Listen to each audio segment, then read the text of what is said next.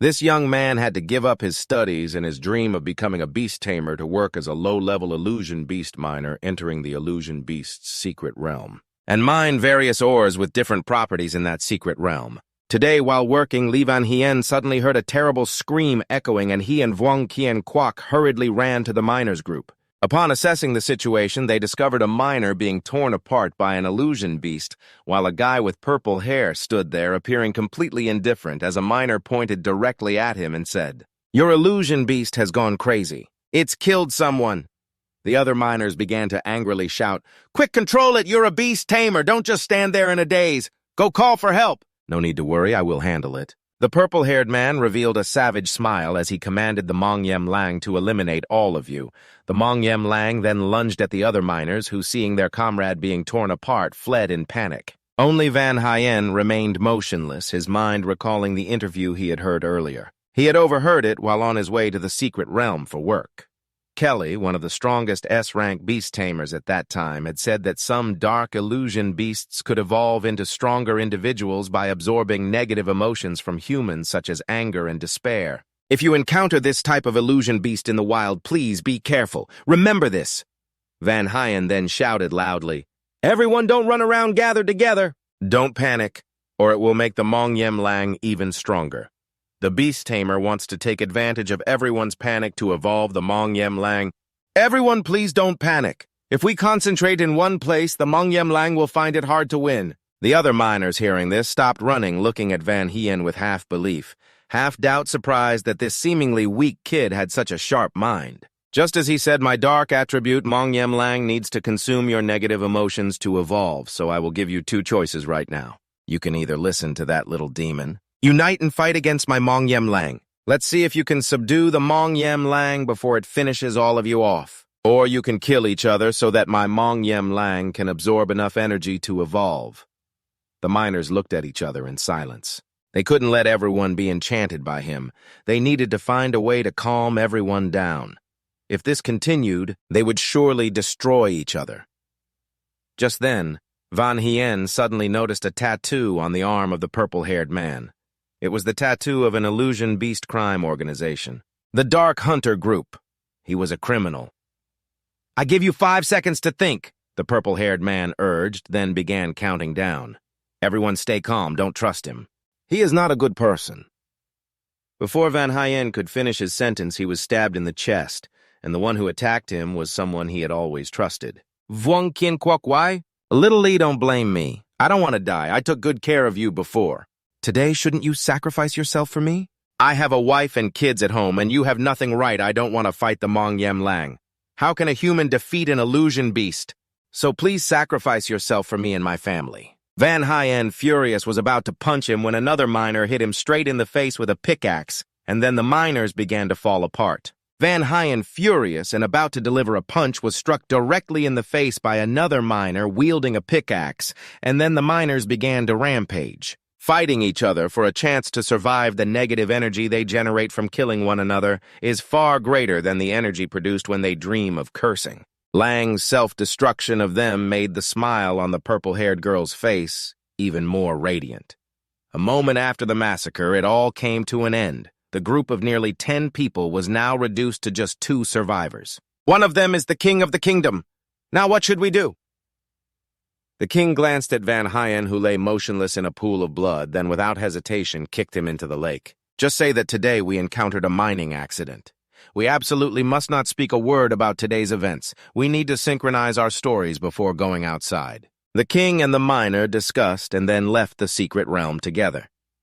In the cold water, Van Hien looked up at the king, unwilling to accept his fate. He thought to himself that he did not want to leave. If he left, what would happen to little Nhi? Who would take care of her? He had to live. He wanted to take revenge on that bastard, the king. He also wanted to take revenge on that beastmaster. Thinking of this, Van Hien gradually lost consciousness. At the same time, at the bottom of the lake, a pair of red eyes opened, filled with betrayal and hatred. Furious with such a strong desire for revenge, it seems this human might be useful. "Human, I entrust my power to you, hoping you can completely destroy this enslaved world." After a while, Van Hien surfaced. "It seems those people have left.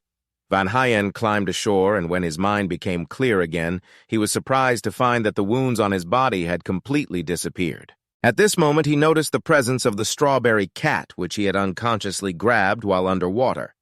Could it be that this unconscious strawberry cat saved him? But as far as I know, the strawberry cat has no healing abilities. Suddenly, a notification appeared. The evolution system of the illusion beast has been activated. What is this thing that looks like a game interface? Just as Van Hyen was confused, another notification appeared. The mission to sign a contract with the illusion beast, the strawberry cat, is incomplete. The illusion beast contract means I have to become a beastmaster, right? I must become a beastmaster to take revenge on those people. Thinking of this, Van Hyen turned to look at the strawberry cat, although he did not know why the strawberry cat appeared here. If it has appeared, then let's make it my illusion beast. Van Hyen reached out to touch the strawberry cat to contract with it, but the strawberry cat suddenly woke up.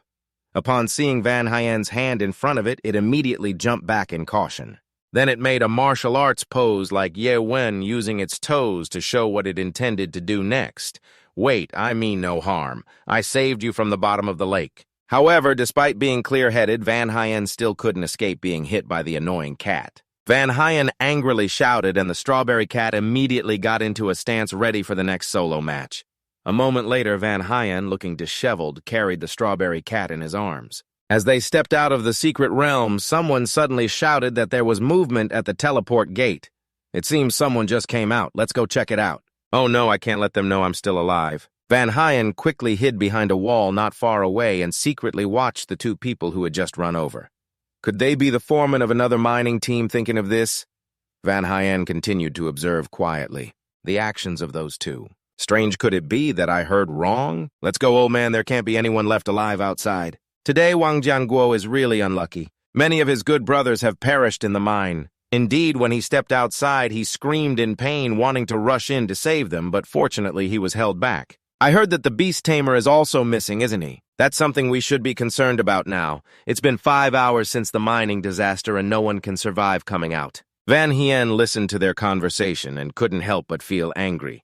If that Wang Jianguo hadn't attacked him first, many wouldn't have had to leave like that. Wang Jianguo, I will make you pay for this after those two leave. Van Hyen didn't linger any longer and quickly returned home, but when he got there, he discovered that the apartment he shared with his sister was engulfed in flames.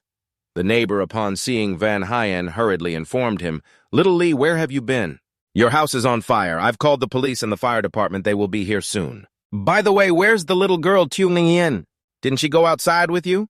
Tiung Hien? Van Hyen shouted loudly, disregarding the danger as he rushed into the sea of flames. "Tiung Hien, are you in there? Can you hear me?" After a moment, a voice responded from inside, "Brother, I'm here. I'm waiting for you to come save me," saying that Van Hyen quickly inserted the key into the lock. But at that moment, the doorknob was affected by the flames, making it impossible for him to open the door. "Open up, let me in." Van Hyen pulled on the door with all his might, causing the doorknob to come off.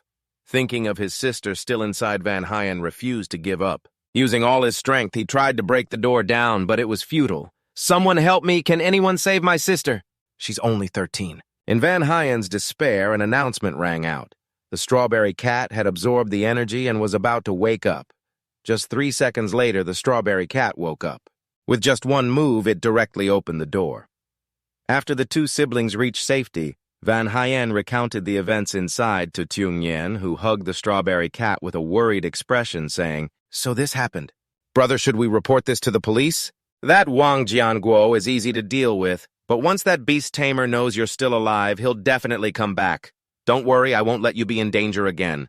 The next day in some forest. "Yesterday I caught an extremely rare fire flame fox, and I also caught a snow dog. Today I want to test my luck to see if there are any wind-type mythical beasts around." Van Hyen sat silently in a corner listening to others talk secretly, making a resolution to find a powerful mythical beast as soon as possible and become a beast tamer. That way, he could prevent his sister from facing danger again. At that moment, a few people turned to look at Van Hyen and the strawberry cat, mocking, "Look at that kid. He actually signed a contract with the strawberry cat. It's obvious he's a coward. 2 contracts of a junior beast master and yet using it for a strawberry cat. There must be something wrong with its head. Van Hyen paid no attention to the words, but stared intently at the information of a few phantom beasts in the crowd, then compared them with the stats of the strawberry cat. What's wrong with these phantom beasts from these guys? Why are they so weak? Or is there something off with this strawberry cat? The attributes have no next evolution stage unclear. No strong or weak attributes. Rare attribute Heavenly Emperor. Movement speed increased by 15%. Attack speed increased by 15%. Martial Saint damage dealt increased by 30%. Immortal damage received reduced by 30%. Legend attack speed increased by 15%. Damage dealt increased by 15%. This attribute. Is it really usable with the strawberry cat? This is just the right moment. A young man with blonde hair rushed out from the forest shouting, "Help, there's a second-tier phantom beast in the forest." The others were astonished upon hearing this. A second-tier phantom beast, are you sure? This forest. Isn't it the habitat of the lowest-tier phantom beasts? How could there be a second-tier one? If I can catch that second-tier phantom beast, wouldn't I become an invincible junior beastmaster? A young man showed interest and asked, "Hey, blonde kid, do you know what that phantom beast is?" "The speed of that phantom beast is too fast. I only saw a glimpse of its afterimage. I guess it must be the second-tier lightning cat." Upon hearing second-tier lightning cat, everyone except the blonde and Van Hyen immediately ran into the forest, eager to be the first to catch it. It's better to catch it than to get involved in this commotion. I don't want to end up in a situation like with Wang Jianguo again, thinking of this. Van Hyen turned to look at the strawberry cat, which was leisurely munching on a snack. "Strawberry cat, come catch the phantom beast with me." The strawberry cat turned its head to look at Van Hyen and protested with a meow. Then it buried its head back into its food. "First, we need to find a phantom beast that listens to us before we talk," Van Hyen said, angrily picking up the strawberry cat by the scruff. "Stop eating. Get to work." After a while, the strawberry cat shouldn't run around anymore. Although this is a low-tier phantom beast secret realm, it's still very dangerous. The strawberry cat meowed. It then treated Van Hyen's words like a breeze and continued to run around, making Van Hyen wonder why he always felt that this strawberry cat craved a beating. Just then, Van Hyen seemed to feel something stuck on his face. When he looked up, he discovered he was caught in a spider web. Moreover, in addition to the spider web, there was also a road spider. It looked like it wanted to devour him whole. It was diving down, but fortunately Van Hyen dodged in time. Otherwise, he would have been in big trouble. The road spider was in a frenzy, evolving to the next stage king spider. Attribute weak to fire, rare attribute ferocious. Damage increased by 10%. No, the road spider has an extremely gentle personality. What on earth provoked it to go berserk? Did I bump into something when I got here? Van Hyen was still puzzled when he ran past the strawberry cat. He slipped and discovered it was showing a defiant attitude towards the road spider. Seeing the road spider approaching, this clueless cat didn't even bother to run and seemed ready to engage in a solo battle with it. "Don't go, you silly cat!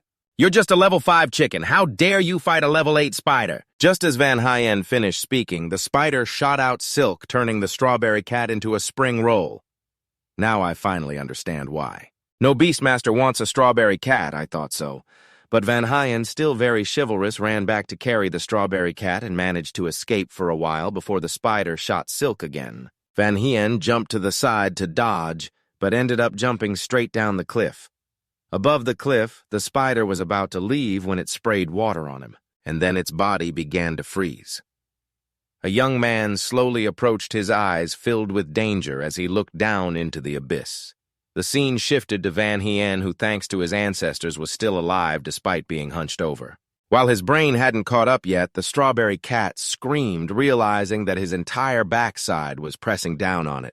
"Sorry, what happened to you?" Van Hyen said apologetically, after confirming that the cat was safe.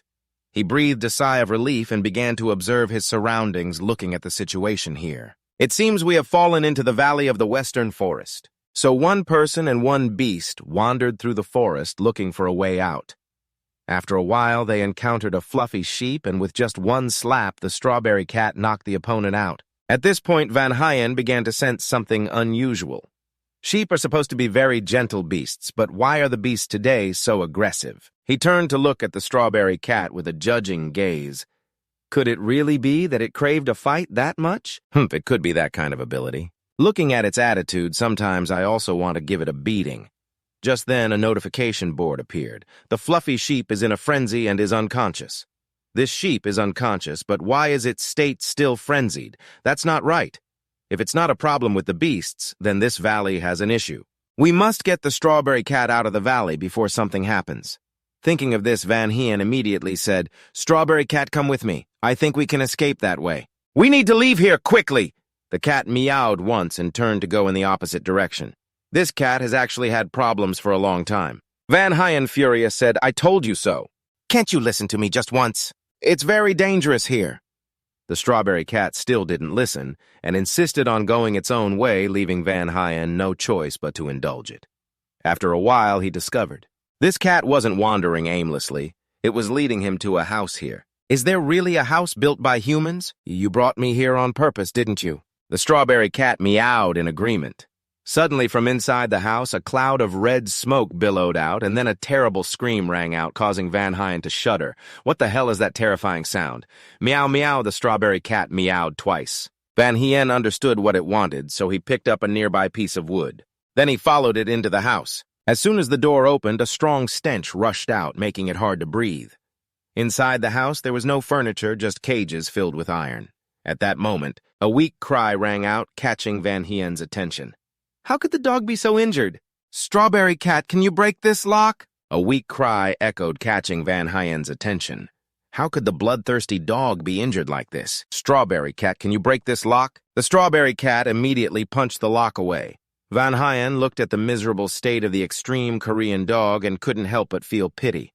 Who could have done such a cruel thing? How could anyone be this evil? The extreme Korean dog number 05 was on the verge of death, severely injured, bleeding, and poisoned with ice attributes, weak against fire, and currently unable to evolve to the next stage. Van Hien read the information about the extreme Korean dog and took out a vial of blue liquid from his bag.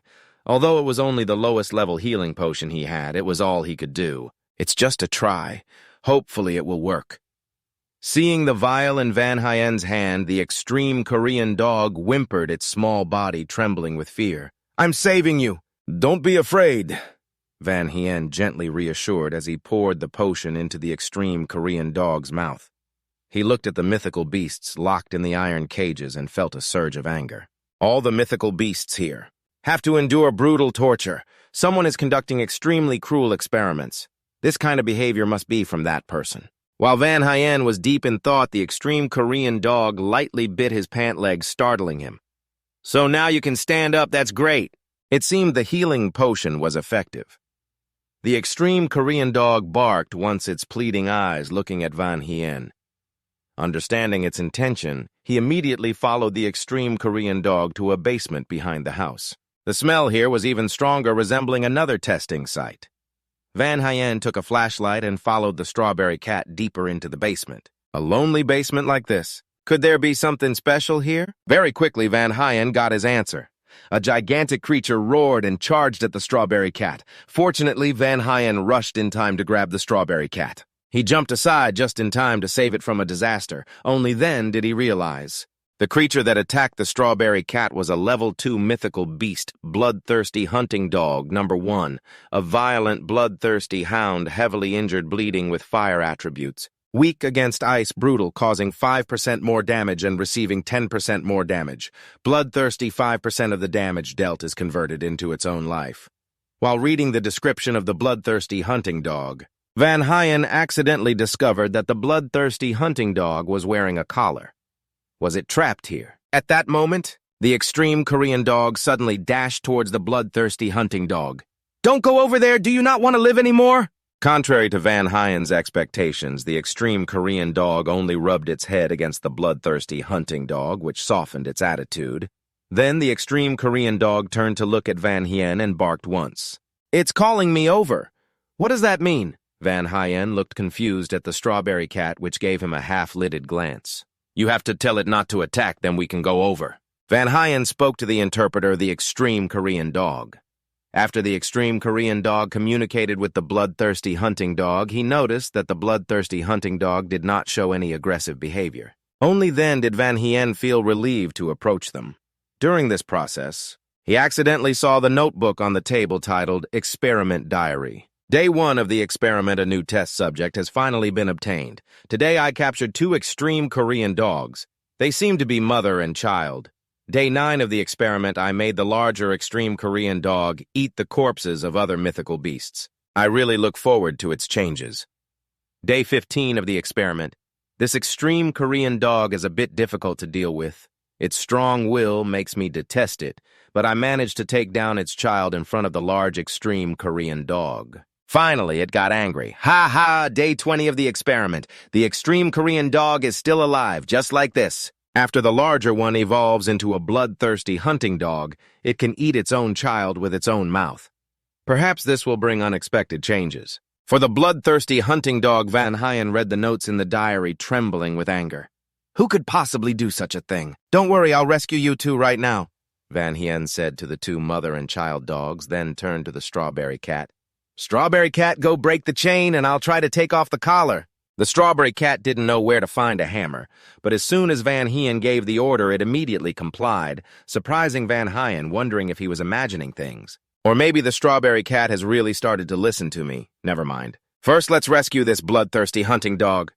After a struggle, Van Hyen finally managed to remove the heavy collar from the bloodthirsty hunting dog's neck. Finally, I did it. It's also because I've worked in the mines for many years. If it were someone else, they definitely wouldn't have such good stamina. The Korean dog saw Van Hyen sitting there panting and came over to nuzzle against him. All right, I understand now. Don't worry, I just need to rest a bit. Then I'll go rescue your mother. Next, there's just one last collar left.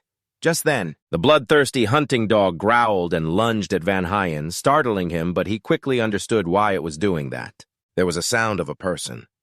Could it be the one conducting this experiment? Van Hyen thought to himself, and along with the strawberry cat hid behind a pile of crates behind the bloodthirsty hunting dog, then whispered, Bloodthirsty hunting dog, you should wrap the chain around yourself too, don't let it show. Just a moment later, a person was pushed down into the basement. Please don't hurt me, I swear I won't tell anyone. The young man who was pushed down pleaded in fear. It's the beast tamer I met at the entrance of the secret forest. Why is he here? Just as Van Hyen was wondering, the blonde guy walked in, holding an injured Korean dog, smiling and saying, Don't worry, I'm quite merciful towards humans. I only play with the magical beasts. Isn't this the person who said there was a level 2 magical beast in the forest? Could it be that this laboratory belongs to him? Van Hyen speculated, then quietly observed the situation. He was curious as to why this usually docile Korean dog was proactively attacking him today. Hearing the blonde guy's question, the young man also had a vague idea. Could it be that he had done something? Because I released a lot of rose pollen in this forest. It can drive all those magical beasts in the secret forest into a frenzy and make them kill each other, the blonde explained, and then Van Hyen understood what the red smoke he saw earlier was. All right, now you can rest easy and go, he said. Then the blonde aimed his crossbow at the young man. Please let me go. I will never tell anyone about this. Moreover, if I don't return, the police will definitely come here to investigate. The result was that the young man was still sent flying by the blonde, a foolish magical beast tamer who had perished in the secret realm. Who cares about such a trivial matter? You two should obediently become food for my magical beasts. This guy is really a lunatic. I need to find someone quickly. Van Hyen thought to himself, peeking out and softly saying to the bloodthirsty hunting dog, I'll get your child out of here, then I'll call for help. You try to attract his attention, okay? Hearing this, the bloodthirsty hunting dog turned to growl at the blonde, successfully drawing his attention.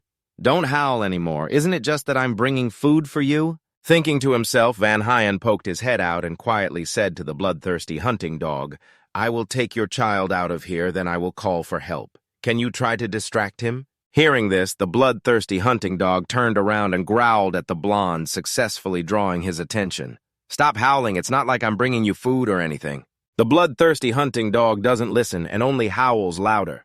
Today you're full of energy, isn't it, because I dealt with the human in front of you while the blonde was busy talking to the bloodthirsty hunting dog. Van Hyen carefully carried the extreme Korean dog and sneaked out the door, but the exit was blocked by a wall of ice, and there was also a second-level ice phantom beast guarding it. Oh, it seems we've caught a timid mouse sneaking in. The ice phantom beast froze the legs of these mice, and after the ice phantom beast controlled Van Hyen, the blonde shot an arrow aimed at finishing him off, but just as the arrow was about to hit its target, it was bitten to pieces by the bloodthirsty hunting dog. Why did this thing manage to get out? Could it be that the blonde, seeing the collar had been removed, angrily shouted at Van Hyen, Do you know what you just did? This dog will wipe us out. Van Hyen laughed and replied, "Not necessarily. The bloodthirsty hunting dog, your chance for revenge has come." The bloodthirsty hunting dog howled and charged at the blonde, who quickly stepped back and ordered the Ice Phantom Beast to block it. "Give me results!" Before the Ice Phantom Beast could do anything, it was swallowed whole by the bloodthirsty hunting dog, and with the consciousness of the Ice Phantom Beast, the ice that restrained Van Hyen's legs gradually melted away. The blonde immediately ran away. "Unlock the cages of the 3 Phantom Beasts and order them, get out here." "Eliminate that dog!" One of them charged forward, but was immediately struck down by the bloodthirsty hunting dog's arrow, causing the other 2 to be too scared to move. "If not, I'll make your lives worse than death." The 2 Phantom Beasts, hearing the blonde's threat, had no choice but to risk it and charged together to attack the bloodthirsty hunting dog. "Good, just keep these trash holding it off for a while," the blonde thought to himself while continuing to run. Van Hyen and the Strawberry Cat saw this and chased after him. Suddenly, the Strawberry Cat ran up and used its Mew punch to knock the blonde down. Then it looked at the blonde with eyes as if to say, "Run. Why aren't you running? You made such a mess." "Don't think you can escape easily," Van Hyen said. "Wait, I wasn't planning to run." The blonde intentionally backed up against the wall and slowly placed his hand on a switch. By the time Van Hyen noticed his action, it was too late. As soon as the switch was activated, a cloud of red smoke poured down from the ceiling, and immediately the eyes of the Phantom Beasts turned red. Van Hyen angrily grabbed the blonde by the collar and cursed, "What the hell are you doing? Are you crazy? Not only are you harming the beasts, but you'll also end up dead yourself. Do you think I'm as stupid as you?" The blonde smiled, stepped back, and pressed a button on the wall, causing a metal grate to drop down, separating him from Van Hyen. "Only you idiots will die," Van Hyen shouted loudly. The bloodthirsty hunting dog finally dealt with the 2 Phantom Beasts, but it was also injured. The situation was critical. Van Hyen carried the Strawberry Cat and the extreme Korean dog. He quickly left this place. Before these 2 also went crazy, just as he reached the foot of the stairs, he was restrained by 2 blocks of ice. The Ice Phantom Beast was still alive, using its little strength to hold Van Hyen's legs. The bloodthirsty hunting dog charged at Van Hyen like a wild beast, and the extreme Korean dog barked, once its eyes sparkling as it looked at the bloodthirsty hunting dog, which extended its claws. Directly shattering the ice that controlled Van Hyen, could it be that it just recognized its own child? After inhaling so much pollen, just as Van Hyen was lost in thought, the Strawberry Cat suddenly jumped into the air, using the advanced martial god Mew fist to directly destroy the smoke generator, conveniently blowing the roof off as well. The iron bars separating the blonde and Van Hyen were also blown away. How could this be? While the blonde was still in shock, Van Hyen stepped in front of him and coldly said one sentence. "It's your turn now." Wait, I know I was wrong. Please spare me, I won't dare again. Can I give you all my illusion beasts? Just spare me this once." While speaking, the blonde took out all the spheres containing illusion beasts and pushed them to Van Hyen's feet. Van Hyen looked down at him with an indifferent expression and asked about the beast tamers and the illusion beasts you killed. "You once begged for your life, right? How did you respond to them?" The blonde was left speechless. Then he shouted, "Stop! If you dare to lay a hand on me, you won't escape either. You'll definitely be thrown in jail." Van Hyen lightly exclaimed, "That sounds reasonable. But in such dangerous secret realms, it's quite normal for 1 or 2 beast tamers to lose their lives. Isn't that right?" Just as he finished speaking, the bloodthirsty hunting dog had already come up behind him, its red eyes staring intently at the blonde. Knowing he couldn't escape, the blonde gritted his teeth and yelled, "You!" Even before he could finish his scream, Van Hyen had already spoken up. "Go ahead and make your move." Immediately, the bloodthirsty hunting dog lunged forward, tearing at Van Hyen. He had no interest in witnessing that scene. He turned around and said, "Strawberry Cat, let's go." Just then, the bloodthirsty hunting dog suddenly bit gently at his sleeve. Van Hyen looked at it suspiciously and asked, "What's wrong?" The bloodthirsty hunting dog gently nudged the dog Kukhan towards Van Hyen. Van Hyen was surprised and asked, "Do you want me to take care of your child?" At the same time, through the system, he also saw that it was close to death and there was no way to save it. The bloodthirsty hunting dog let out a soft whine in response. Van Hyen said, "All right, I promise you I will take care of it until it grows up." Seriously promising, Van Hyen picked up Kukhan with both hands, then decisively turned and left. Kukhan looked at the bloodthirsty hunting dog and cried out a few mournful sounds. The bloodthirsty hunting dog watched it slowly fade away, then gradually closed its eyes and collapsed on the ground. There were no signs of life. After a while, when Van Hyen and the two illusion beasts made it outside, he found that it was already bright. How to sign a contract with these two illusion beasts? There were no signs of life. After a while, when Van Hyen and the two mythical beasts stepped outside, they found that it was already morning. How could he make a pact with these two mythical beasts? I tried those methods online so many times, but it didn't work. Well then, let's put the contract issue aside for now. This kid must be tired. First, let's figure out how to evolve. That's what I was thinking. Van Hyen looked down at the extreme Korean dog in his arms, and immediately a system panel appeared showing the evolution materials of the extreme Korean dog, 3 ice crystal minerals, 10 Korean grass bones, and 1 evolution crystal. It seems that the evolution materials for the extreme Korean dog are not too hard to find, but what exactly is this cat? Quietly thinking, Van Hyen's gaze shifted to the strawberry cat walking beside the system panel. 99 ice crystal minerals, 99 fire cloud minerals, 99 lightning minerals, and 1 evolution crystal. This number is just like a display error. However, the evolution crystal only requires 1. I don't know if this is luck or misfortune. While pondering, Van Hyen suddenly noticed the conversation of 2 people nearby. Hey, have you heard recently there have been deaths in the mine? What's so strange about that? There are plenty of beast tamers dying in the secret realm, Van Hyen thought to himself, startled by the mention of the mine area. Could it be that I should rush over to those 2 and ask, "Hello, can you tell me more about what's happening in the mine?" The 2 people looked at him for a moment, then one of them spoke up. Sure. At the same time, inside the mine, help me, help me. Amid the desperate screams of the workers, a nightmare wolf was swiftly chasing like a reaper. It took the lives of each person one by one. Not far away, a purple-haired man looked over at Wang Jianguo and laughed, saying, "Fortunately, this is the first time I didn't deal with you. Otherwise, how could I find a dog as obedient as you?" Wang Jianguo humbly bowed and smiled. "All of this is to serve you, sir." The purple-haired man replied, "You have helped me kill more than 10 miners, and now my nightmare wolf is about to level up again." "Yes," Wang Jianguo responded, "this is all part of my duty." The purple-haired man took out a sphere containing a phantom beast and said, "Here, I want to give you this. Because of your performance, the organization is giving you a phantom beast. This is an additional reward from me." Wang Jianguo excitedly asked, "Oh, sir, is this honor really for me? Could it be that I can also become a beast tamer?" "Of course. I told you the organization will not treat anyone who has made contributions unfairly." Wang Jianguo respectfully bowed and thanked, "Thank you very much, sir." "All right, take care of the bodies of the miners. Tomorrow we need to bring more people here." The next day, Van Hyen wore a coat, hunched down, and put on a mask to disguise himself as a miner, blending in with the other miners heading to the mine. Wang Jianguo had noticed him. He thought Van Hyen was a new recruit and took the initiative to approach him. "Hello, young man." Van Hyen turned around to look at him and thought to himself, "Wang Jianguo indeed." Wang Jianguo smiled and continued, "I am Wang Jianguo, the supervisor of this mining team. I apologize for bothering you today." Van Hyen replied coldly, "Uh-huh."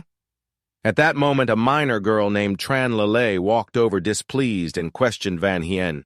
"Hey, why are you being rude to Captain Wang like that?" Van Hyen looked at her in surprise and asked, "Who are you?" Tran Lele replied, "My name is Tranli. I will also be going down to the mine with Captain Wang today." Hearing this, Van Hyen suspiciously thought, "Is this girl crazy? And why is the mining team hiring child labor?" Then he kindly reminded her, "This person is underage. They can't go down to the mine." Tran Lele angrily retorted, "I am already an adult." Wang Jianguo interjected, "All right then." Wang Jianguo spoke up, "All right then. Everyone get ready to go. Let's head down to the mine." Hearing this, everyone gathered and followed Wang Jianguo while Tran Lele silently vowed to herself, "This is the mine where there have been continuous murders. I must investigate the truth behind these deaths. After that, I have to hold my head high in the team so they won't look down on me anymore." Van Hyen, walking beside her, thought to himself that this girl was also going to the mine for the first time. Her expression is too tense. It didn't take long for the group to pass through the gate and enter the mine area, returning here again. "Wang Jianguo, you better not let it be just as I think." Otherwise, Van Hyen thought as he stared at Wang Jianguo, who took out a piece of fire cloud ore. He told everyone, What I have in my hands is fire cloud ore, which we need to mine this time. Later, we will divide into groups with at least 2 people in each group. If any accidents happen while digging, you must call for help immediately. Now everyone get to work. People began to discuss animatedly. Laoli, let's team up. Laolu, I'm counting on you this time. No problem. Everyone laughed and talked, looking for partners, while only Tran Lele stood still, bowing her head and biting her lip, not saying a word. Seeing this, Van Hyen spoke up. If no one is going with you, do you want to mine with me? Tran Lele exclaimed. Who said I have no one to go with? I'm perfectly fine. I think you're the one no one wants to team up with. Well, if you don't want to, I'll find someone else, he replied. After saying that, Van Hyen turned to leave. Tran Lele hurriedly grabbed his shirt and said firmly, Wait. All right, I see you're pitiful. This time I'll help you out, but don't drag me down, you idiot. Van Hyen turned back and asked Tran Lele, This is your first time down the mine, right? Tran Lele replied, Yes, that's right, but don't worry, I'm very confident in my health. Van Hyen said, That's not what I meant. I just wanted to remind you that it's best to stay away from Wang Jianguo. Avoid him as much as possible. Tran Lele frowned and asked, What do you mean by that? Do you know something? Van Hyen said, It's just a piece of advice. Whether you listen or not is up to you. After a while, at a spot in the mine, Tran Lele placed the fire cloud ore she had just mined onto the cart and wiped her sweat lightly with her hand. Being a miner is much harder than I thought. Van Hyen came over with a bottle of water and handed it to her, saying, You've worked hard, you should drink. Just as he finished speaking, a sudden scream rang out, causing both of their expressions to change. Tran Lele thought, What happened? Van Hyen thought, Sure enough, something's wrong. Then, without hesitation, the two ran towards the direction of the scream, and miners in other areas reacted similarly. After a moment when they arrived, everyone was dumbfounded. They looked at the giant fire cloud ore in front of them and exclaimed, A giant crystal ore, my goodness, how much is this worth? This ore is so big, we're going to get rich. The miner Laolu laughed proudly. I dug this up. Later, when we split the money, I must get the largest share. A miner draped his arm over another miner's shoulder and said, This time you're going to be rich. A crystal this big? At least it can sell for 5 million dong. The miner laughed and said, After this, I will treat everyone to a grand feast. Then he quietly approached the giant ore, a thought forming in his mind. How wicked all these stones belong to me. Luckily, that beastmaster didn't come. He was preparing materials for evolving the illusion beast yesterday, so he didn't come today. Otherwise, such a large amount of ore would probably have fallen into his hands. As long as I deal with them, I can monopolize this stone. My future might even surpass that beastmaster. At this moment, the miner walked over to Wang Jianguo and asked with a smile, According to the rules, I get 6 out of 1 share, and the remaining 3 shares go to everyone else, right? Hearing this, Wang Jianguo fell silent but quickly hid it and turned back to smile, saying, That's right, just as you said. A second later, he unexpectedly pulled out a dagger and stabbed it straight into the miner's neck. The miner's eyes widened in disbelief as he looked at Wang Jianguo before collapsing to the ground. The other miners reacted only then and screamed in fear, What happened? Wang Jianguo's eyes were bloodshot as he looked at them and smiled menacingly, saying, Today this stone will belong solely to me, Wang Jianguo. Who agrees, who opposes? Standing among the miners, Wenxian frowned and thought, Wang Jianguo, if you no longer want to be human, don't blame me. Just as he was about to act, a loud shout suddenly rang out. Wang Jianguo! Everyone turned to the sound and saw Tran Lele holding a gun aimed at Wang Jianguo.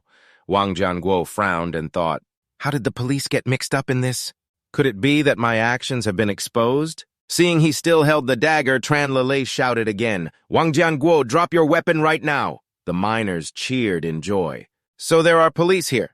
Great, we are saved. Under the threat of the gun in Tran Lele's hand, he had no choice but to comply and drop the dagger to the ground. Tran Lele immediately spoke up to bandage the injured.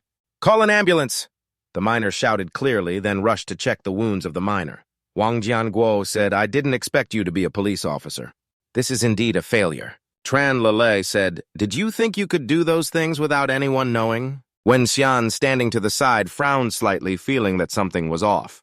Wang Jianguo would definitely not easily admit defeat. Thinking this, he stared intently at Wang Jianguo and noticed that he suddenly curled his lips into a smile, sensing something ominous. Wenxian quickly shouted, Not good, Tran Lele, get away! Just then, something sharp suddenly shot up from the ground beneath Tran Lele, stabbing straight toward her. Luckily, thanks to Wenxian's warning, she reacted in time. She leaned back to dodge, only sustaining a small wound on her face. However, just as she was about to take further action, she was startled to find that her body couldn't move. Forcing herself to look up at what had just attacked her, she gasped silently. An illusion beast, a poisonous scorpion with dark attribute next evolution stage, King Scorpion. Reluctantly lifting her head to look at the creature that had just attacked her, she was astonished and silently exclaimed, "A venomous scorpion with dark attribute next evolution stage, King Scorpion. Basic attributes level 3, strength 25 out of 60, agility 15 out of 70, intelligence 18 out of 60. Strong attribute, dark, weak attribute, light. Haha, you all underestimated me too much. Of course I was prepared beforehand. You little bitch, you love being a spy, don't you? Today I will make sure you don't leave here intact." While laughing, Wang Jianguo walked over and snatched the gun from Tran Lelei's hand. Tran Lelei screamed, "Everyone run." Wang Jianguo shouted, "Stop anyone who dares to run, I will shoot immediately. I can give you a chance, just deal with this cop. I guarantee you will survive outside." Tran Lelei spoke up, "Don't trust him, there are only 3 bullets left in the gun. He can't handle everyone. As long as someone escapes and reports to the police, he will definitely be punished. Don't be naive. Who would be stupid enough to rush in and take the first bullet? Today you will be just like I was before." Choosing to deal with her to save your own lives is the nature of humanity. Just as Wang Jianguo finished speaking, he was punched by Van Hyen and flew out. Then he took off his hood and spoke, "Wang Jianguo, it's been a while. Do you remember my face?" Wang Jianguo, furious, replied, "Li Van Hyen, you are really still alive." Van Hyen frowned and asked, "Why?" "Did you predict this?" Wang Jianguo snorted and said, "That night I intended to burn your sister alive, but the next day I didn't hear any news about the fire, so I guessed you weren't dead. But you are really tough. I stabbed you 3 times and had workers hit you with shovels, yet you still survived." The miners looked at each other in confusion and whispered, "What should we do now?" Even the police can't protect themselves. That's right. We thought we were saved, but in the end it was a false alarm. Wang Jianguo turned to them and said, "I told you just deal with these 2. I will let you survive outside." The miners shouted, "He's forcing us to become his accomplices." Wang Jianguo laughed and said, "We are all in the same boat, so I don't need to deal with you anymore. What are you hesitating for?" The miners muttered, "Damn it, it seems we have no choice." Van Hyen saw them pick up their weapons and stare at him.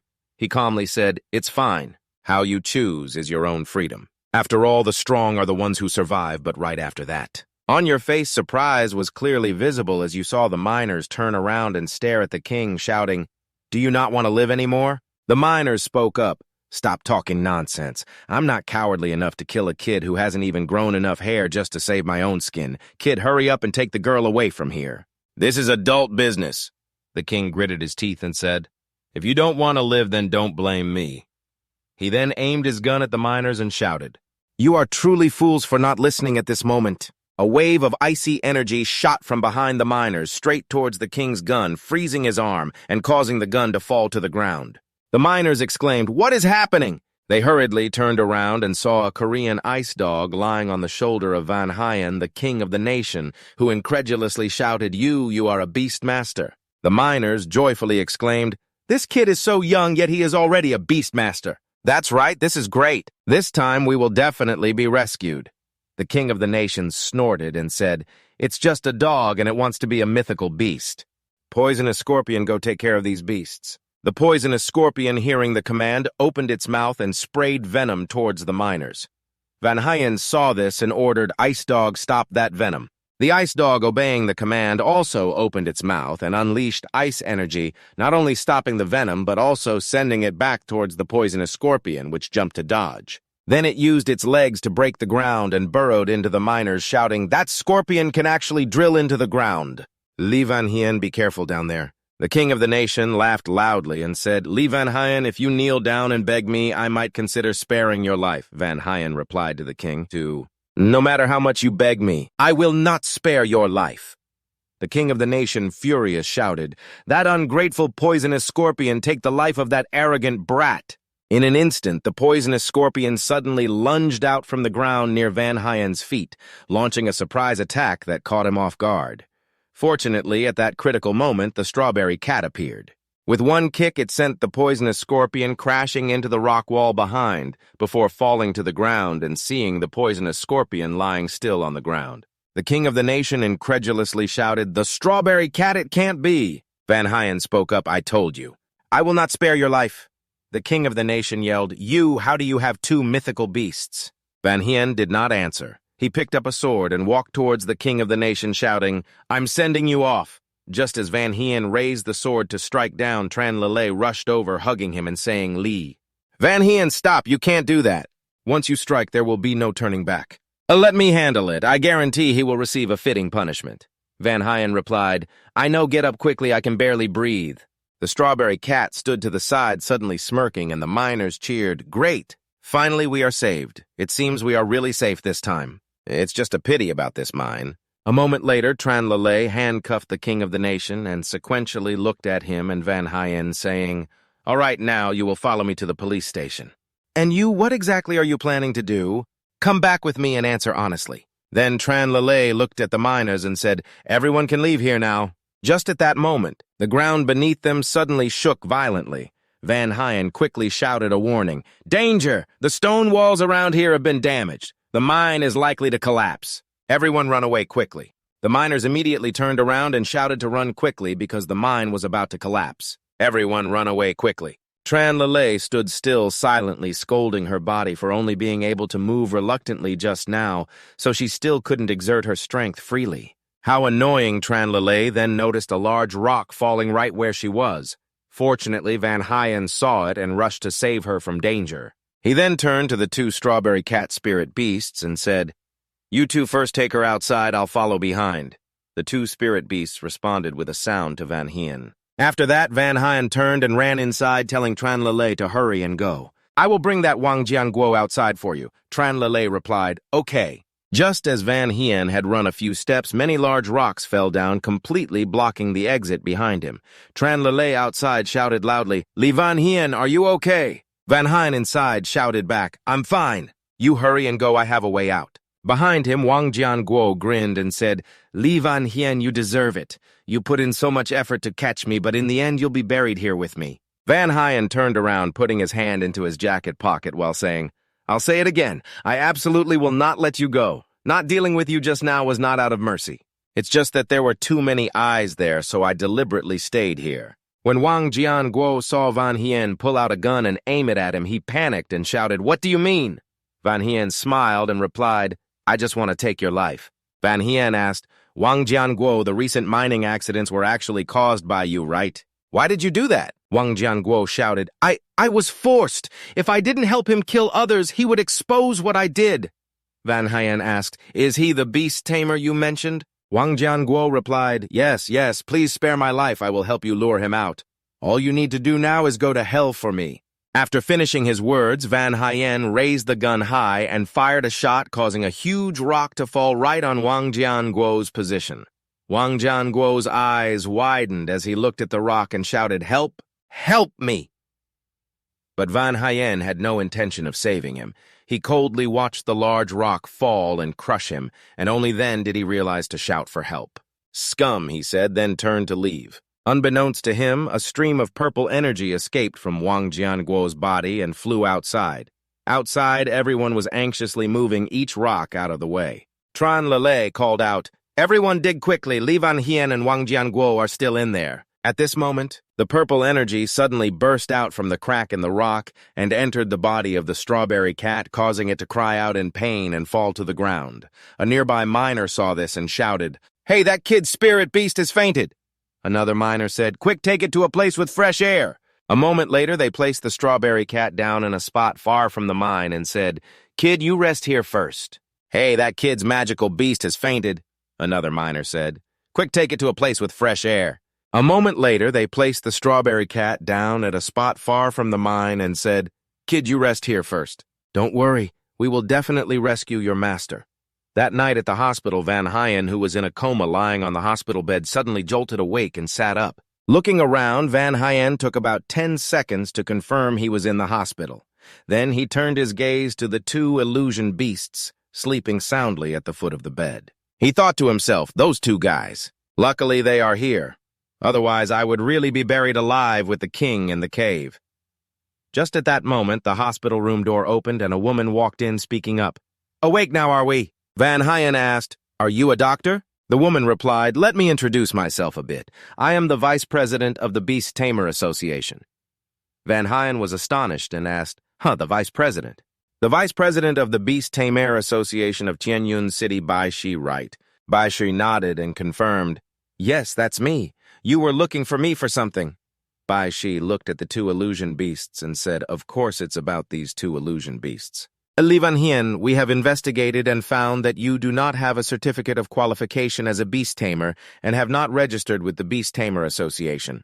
According to regulations, these two illusion beasts will be confiscated by us. Van Hyen silently exclaimed, No way. Without the illusion beasts, I will lose my ability to defend myself. I must keep these two little ones. Thinking of this, Van Hyen spoke up, These two illusion beasts are mine. Bai Shi interrupted him, saying, First, don't worry. I'm here with a proposal. We will give you the opportunity to participate in the qualification test for beast tamers.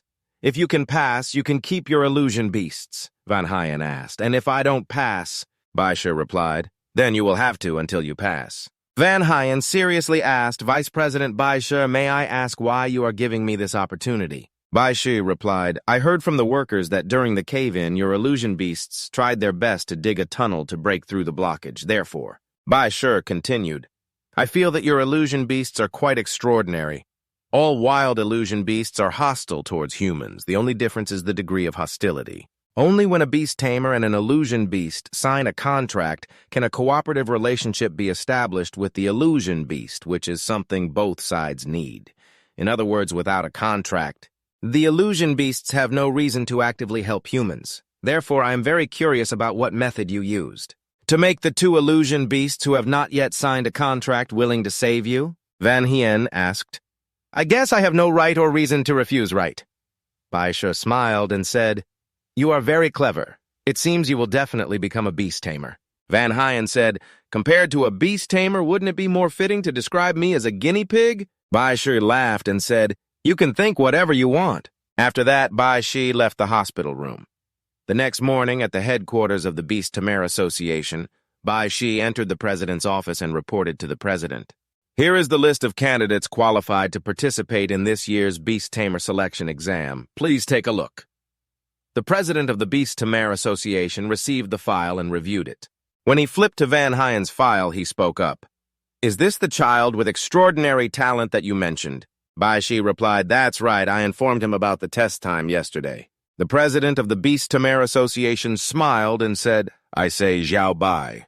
There's no one here, so don't be so polite. I refuse, and I also request that you, President, maintain a serious attitude during work hours. All right, then, I really have to wait a little longer, he said. So I really have to wait a little longer, he said. The president of the Beast Tamer Association continued to flip through the files and stopped at the file of a girl wearing a cap, softly saying, Who are these two really the true geniuses? Just then, his phone on the desk suddenly rang. He picked it up and saw it was a call from the laboratory. The president of the Beast Tamer Association sighed in annoyance and answered the call. The person on the phone asked if there was any news about the missing specimen. The president of the association replied, Not yet. Didn't I say I would call if there was any news? The person on the other end was silent for a moment and then said, I understand. I will wait. Then he hung up. Bai Shi spoke up. President, do you need my help to search for the specimen?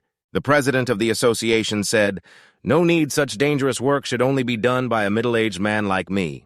Just a chubby uncle like me should do it. On the other side, Van Hyen had also arrived at the examination site for the Beast Tamer qualification. He looked around and quietly said, There are really a lot of people here for the inspection. Suddenly, someone called out, Li Van Hyen.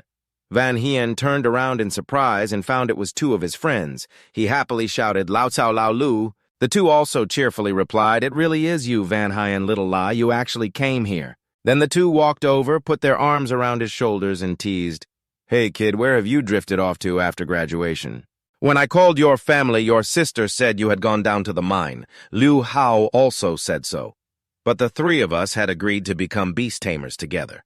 At that time, I thought you had given up on our dream. Van Hyen laughed and said, Something suddenly happened and I needed money, so Liu Hao interrupted him, saying, I mean Van Hien, although not wanting to bother others is your strength. But you shouldn't treat your brothers like outsiders too much. Van Hien said, It's fine now. It's just that everything is a bit complicated, so I haven't finished explaining. But he was cut off again this time by Cao Cheng, who pointed at the two magical beasts following Van Hien and asked, Wait a minute, Van Hien, are those your two magical beasts? Have you become a beast tamer already? Van Hien replied, Well, that's partly true, but not entirely. Cao Cheng curiously asked, What do you mean by that? I see those two are always standing next to you, aren't they? How did Van Hien respond, I wonder? I don't know why this cat can't sign a contract with a phantom beast. Cao Trin asked in surprise, Huh? Is there really such a thing? Liu Hao laughed and speculated, Haha, maybe it's because the materials you bought are of too poor quality, or perhaps it's because the merchant sold you defective goods at a good price. Remembering that his bank account only had 86 yuan left. Van Hien said, Oh, if that's the case, it seems there's a possibility. Just then, an announcement rang out that the certification exam for beast tamers had begun, requesting all candidates to bring their exam tickets and enter the examination room in an orderly manner.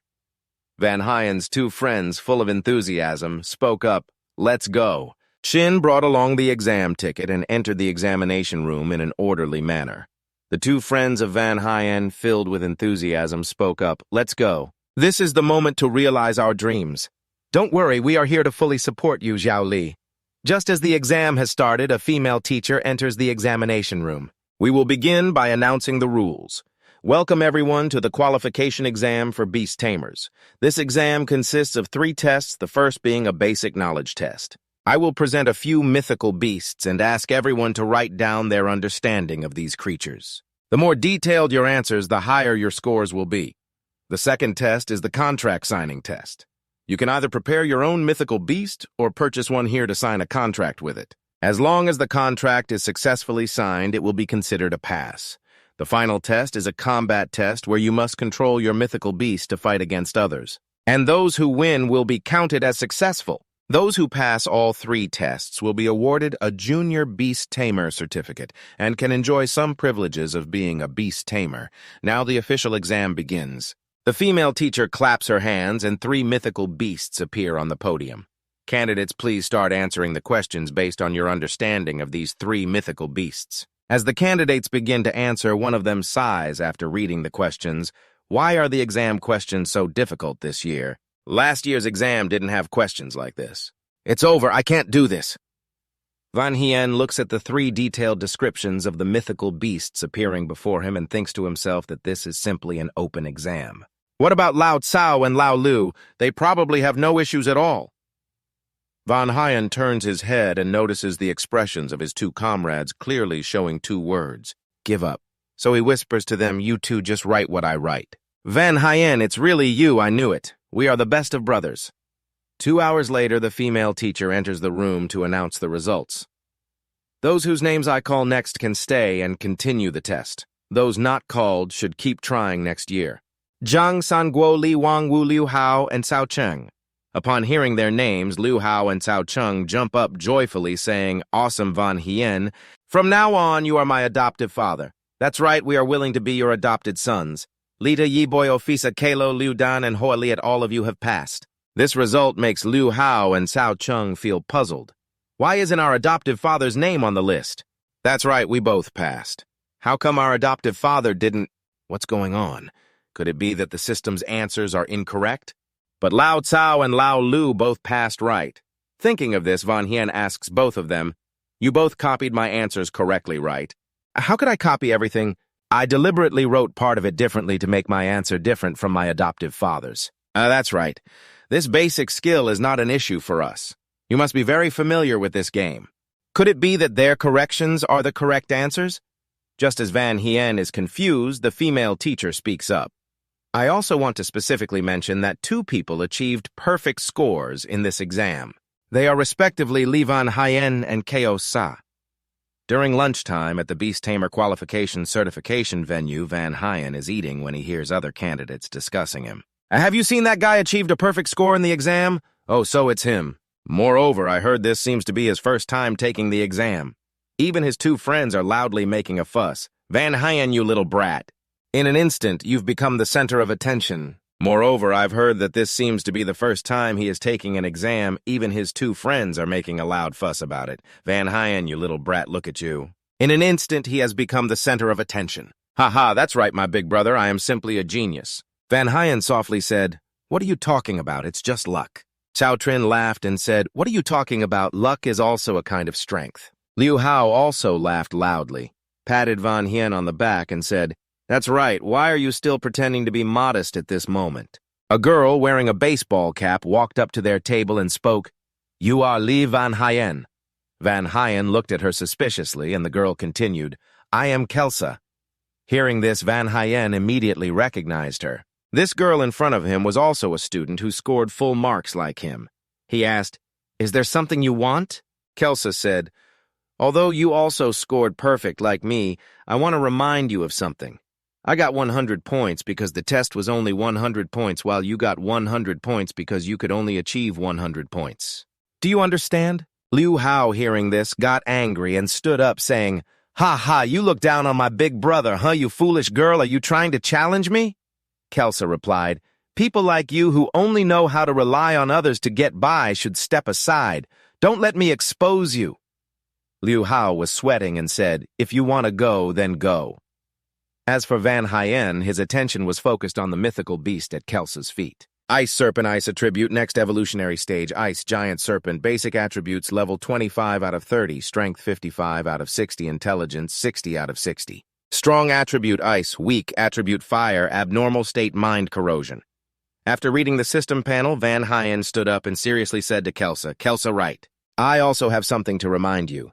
Your mythical beast seems a bit unusual. I advise you to check it again before signing the contract." Kelsa scoffed. "Do you think this can affect me? I know very well the physical condition of my mythical beast, while you only know how to use those underhanded tricks. It's better for you to pray that you don't encounter me in the duel competition. Otherwise, I will humiliate you terribly." After saying this, Kelsa turned and left. Not long after, Kelsa returned to her room and let out a sigh, using both hands to pat her face, silently cheering herself on. "Kelsa, you can do it! Don't lose to someone like that! You are the best! You can only be number one!" Then she bent down to pat the ice serpent and smiled, saying, "Jenna Ford, let's do our best this afternoon." She didn't notice that for a moment a red glint flashed in the eyes of the ice serpent and then disappeared. In the afternoon, the second examination took place. Candidate Zhang San and his father successfully signed the contract. Hearing the examiner announce it, Zhang San hugged his mythical beast and joyfully shouted, "Awesome, I have become a beastmaster, ha ha." Van Hyen's two friends softly said, "It seems this second round of the exam is simply a free gift, right?" That's right, after all, no fool would bring an unruly mythical beast to the exam.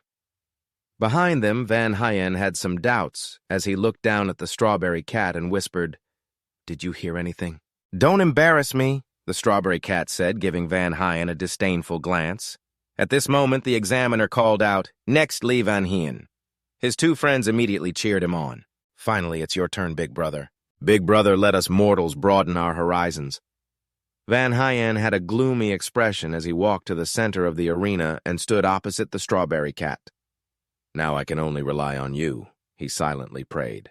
Van Hyen's expression turned serious as he shouted, "All right, let's begin." Immediately, a large golden formation appeared on the ground beneath Van Hyen and the strawberry cat.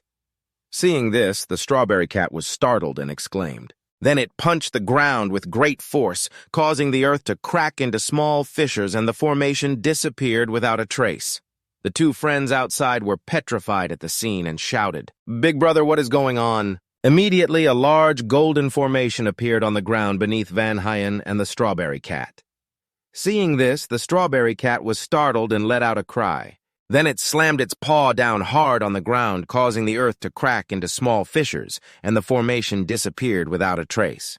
The two friends outside were petrified at the scene, exclaiming, "Big brother, what is happening?" Van Hyen's mouth twitched slightly as he silently lamented, "I knew it." The other candidates treated this as a joke, starting to chatter and laugh. Could it really be that lucky to get a perfect score? "I've never heard of anyone failing this stage of the Beastmaster exam. This is practically making history, right? Ha ha!" The examiner opened her mouth to ask the student, "Van Hyen, do you want to switch to another illusion beast? Or should we continue trying?" "No need, just keep going," she said. Van Hyen then looked at the mission board of the system, signing a contract with the Strawberry Cat, even though the success rate for signing a contract with a dog was extremely high. Clearly higher, but this time there was also the Supreme Contract Formation from the Beastmaster Association, so there wouldn't be a better opportunity than this. Today he had to sign a contract with it no matter what. Then let's switch to a newer way of signing contracts. Thinking this, Van Hyen continued to attempt signing the contract with Lee Van Hyen, but failed. Please try again, contract signing failed. Please try again, contract signing failed. Failed. The number of failures was matched by the examiner announcing them, and the surrounding candidates were already laughing out loud. Ha, I'm dying of laughter. Even the Strawberry Cat didn't want to sign a contract. No wonder it was lucky to get a perfect score. But this result was too impressive. In the arena, Van Hyen felt both defeated and exhausted, collapsing to the ground, panting heavily. At this moment, Kyo-sa came over and spoke up. I told you so. You getting 100 points was just luck. Step aside, let me show you what a genius is. Then she looked at the examiner politely and said, Excuse me, can I start signing the contract now? The examiner sighed in relief and replied, All right then, Kyo-sa, please begin signing the contract. Kyo-sa didn't say a word and started to sign the contract with the patterned ice snake. The process went very smoothly until the patterned ice snake emitted waves of black energy and its eyes turned blood red.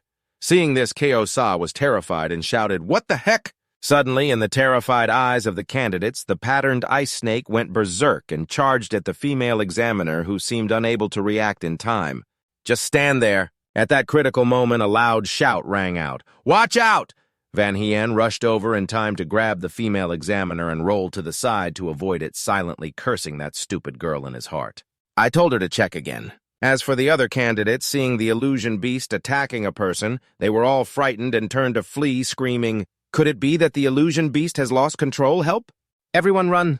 Kyo-sa had now regained her composure and worriedly ran towards the patterned ice snake, shouting, Bang, bang, what are you doing? Van Hyen rushed over and grabbed her wrist, advising, Don't go over there. Right now your illusion beast is extremely dangerous. Kyo-sa angrily yanked her hand away and shouted, Let me go, Bang Bang will absolutely not hurt anyone. Then she looked at the patterned ice snake and gently said, Bang Bang, it's me, I'm here, Bang Bang, calm down and come here. Hearing this, the patterned ice snake looked at her and slowly crawled closer. Seeing this, Kyo-sa happily exclaimed, Good job, Bang Bang, I knew you would listen to me. However, just as she finished speaking, the patterned ice snake swung its tail and sent her flying backward, not stopping there. The patterned python rushed forward, opening its mouth to bite down, and seeing this, Kyo-sa felt sad and thought, Why is Bang Bang like this? Am I really going to have to leave this place? Images from her childhood suddenly flashed in her mind. Kyo-sa, can you hear me? Kyo-sa, you need to learn more from your brother. Hearing her parents speak, she saw the pride in their eyes as they looked at her brother. Kyo-sa, feeling unhappy, spoke up. I don't want to change the scene, as her mother pointed to her brother playing with the fantasy beast. Then she looked at Kyo-sa and said, Look at your brother, isn't he very talented? You need to work hard too, okay? In that moment, Kyo-sa, as a child, had a thought arise. Every day it's just brother, brother, brother. Isn't it just training fantasy beasts? I can do it too. I will definitely be stronger than you. Kyo-sa, covered in dirt, shouted at the patterned python. Faster now. The patterned python needs to go faster. Is it possible that you can only do this much? When the patterned python was so tired that it lowered its head, Kyo-sa still shouted loudly, urging the patterned python not to rest and to get up immediately. Hearing this, the patterned python could only continue training. Kyo-sa ran alongside and shouted, Good, you need to go a little faster, come on. Remembering this, Kyo-sa softly said, I'm sorry, I don't want to confront you, Bang Bang. You must really hate me, right? After that, she closed her eyes and did not resist the approaching bite of the patterned python at that moment. The Strawberry Cat suddenly appeared and punched the patterned python away. Van Hyen also appeared beside Kyo-sa, shouting, What are you still doing there? Hurry and get out of there! Kyo-sa looked at him in surprise and asked Van Hyen, Why are you still here? Van Hyen didn't have time to pay attention to her because he saw the patterned python launching an attack. It swept its tail towards the Strawberry Cat, and he immediately shouted to the Strawberry Cat, Strawberry Cat, be careful and dodge. The Strawberry Cat shouted in response and rushed towards the patterned python. Van Hyen shouted again, Get down and dodge. Hearing this, the Strawberry Cat quickly crouched down to avoid the sweep of the patterned python's tail. Van Hyen then ordered, Now's a good chance, Strawberry Cat, hit it hard. The strawberry cat immediately followed the order successfully. It hit the weak spot of the patterned python and quickly backed away, engaging in a close combat. On the side, Kyo-sa thought to herself in confusion, why is this happening? Didn't they not have a contract yet? Why is that cat following his orders? At this moment, two men in suits ran over shouting, Miss Kim Thoa, we received a report to assist student Van Hyen. Thank you for buying time. We'll take care of the rest. Then these two men took out spheres containing fantasy beasts and said, quickly eliminate this patterned python as soon as possible. Get ready to act. Student Kelsa, later, the teacher will exchange a different fantasy beast for you. Kelsa anxiously shouted, No, don't hurt Bang Bang. It's not in Bang Bang's nature. I believe there must be some other reason why he interrupted and shouted at the person in the suit. When the beast is in a frenzied state, no one can ensure safety while controlling it. Van Hyen suddenly shouted, If you can't help get out of the way, let me handle the beast. It is currently in immense pain, yet you treat it like a mere tool, wanting to eliminate it without a second thought. Do you even consider it a living creature? Then he turned to Kyo-sa and said, Don't worry, I will do my best to stop the ice serpent. The man in the suit angrily scolded Van Hyen. You little brat, you can't even form a contract with a single beast. So how can you have the right to speak here? Van Hyen ignored him and turned to Strawberry Cat, shouting, Strawberry Cat, I believe you also want to save it. If you feel the same way I do, then don't refuse my contract anymore. Do you understand? Hearing this, Strawberry Cat seemed to think for a moment, and then a golden light emanated from both it and Van Hyen, signifying the contract formation. The two men in suits gasped, exclaiming, No, it can't be.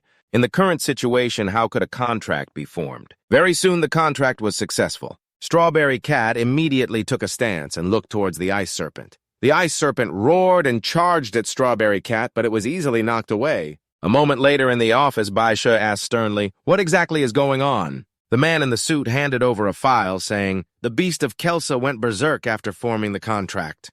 All detailed information is in this report, but the cause is still under investigation. How should we handle it in the end? It was this student who commanded the beast to defeat the out-of-control ice serpent. What about Kelsa? Has she escaped danger? Yes, she is fine, the man in the suit replied. Why did Kelsa's beast suddenly go out of control? Could it be related to the escaping beast? Baishur thought for a moment and then said to the man in the suit, I understand now. You can leave first.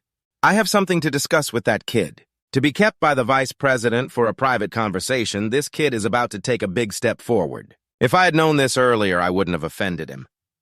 The man in the suit sighed and quickly left. As soon as the door closed, Baishur left his seat and walked up to Van Hyen, saying, You really surprise me every time. Considering your performance in the exam, granting you the qualification of a junior beastmaster seems too low, right? Van Hyen shyly scratched his head and replied, It was just luck. Don't be so modest. In such a chaotic situation, you maintained your composure and solved the difficulties. It's not just luck that can achieve that.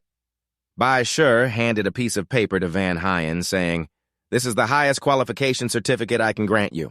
You can go further. You need to go to a higher place to take the exam. However, with your ability, I believe that in the near future you can consider participating in the higher-level Beastmaster exam. Van Hyen happily accepted the certificate. He couldn't stop exclaiming, Don't make so much noise. If you have officially become a Beastmaster, then I have an important mission for you. The scene shifts to somewhere else. A group of people is frantically smashing everything inside the room. Hurry up. We absolutely cannot let anyone find any clues. Destroy everything. The leader urges his subordinates, secretly cursing his beast for not dying sooner. If he had known, he would have poisoned it more. And that Beastmaster of the Strawberry Cat, who is he that he can control the patterned giant snake and lose control as well? If I had known, I wouldn't have gotten involved in this matter. Boss, everything that can be smashed has been smashed clean. Just as the group was about to retreat, a voice rang out, Don't leave so quickly. The group was initially a bit startled, but it was only a moment. Then one of them pulled out a gun and fired continuously at the mysterious figure. The result was that a slight injury left everyone in shock. How could the bullets be like this? That guy isn't human. He's just wearing a bulletproof vest to look like a god or a ghost. Saying that, one guy with a stick rushed forward intending to hit the mysterious figure. But he was blocked by the man's hand, who replied wrong, and at that moment everyone noticed a gigantic dark-type beast behind him. The group was now terrified and knelt down begging, Please spare our lives, big brother. Whatever you want, just say it. We will absolutely obey. The mysterious figure put his hands in his pockets and coldly asked, "Who directed you?"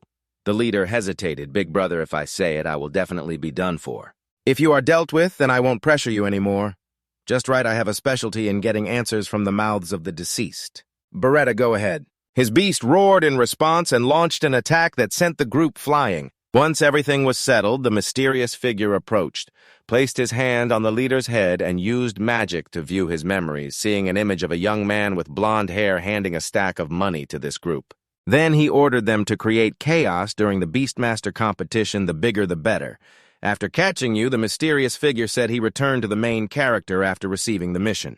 Van Hyen, feeling somewhat anxious, said, "Vice President Bai, is this mission a bit too difficult for me?" "No need to worry if you are already a mid-level Beastmaster, then it's time for a mid-level Beastmaster like you to know about some matters that only mid-level Beastmasters can know," Bai Shi suddenly asked Li Van Hyen.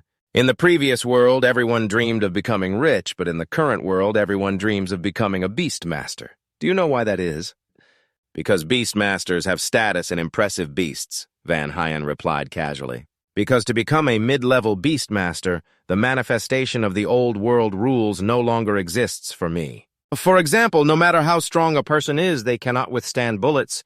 This is a common truth," Van Hyen said, then paused. "Could it be that mid-level Beastmasters can withstand bullets?" Bai Shi replied, "Mid-level Beastmasters can withstand bullets through some special ritual. They can also let their beasts take damage for them. Speaking of soul connection, that is a secret technique of Beastmasters that only mid-level Beastmasters can cultivate. It can also allow the Phantom Beast to take damage for you.